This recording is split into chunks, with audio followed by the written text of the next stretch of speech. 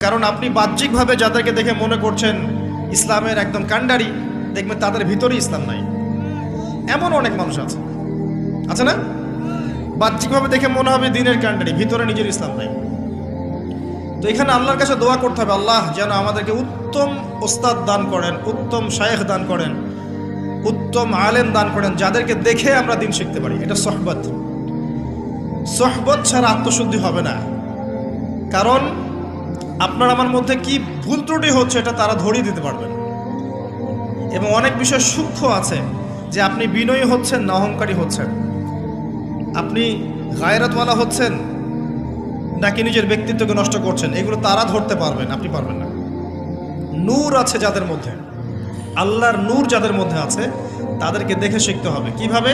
ওই মূসা আলাইহিস সালামের মতো। মনে আছে মূসা আলাইহিস সালাম সফর করলেন খিজির আলাইহিস সালামের কাছে যাবেন বলে।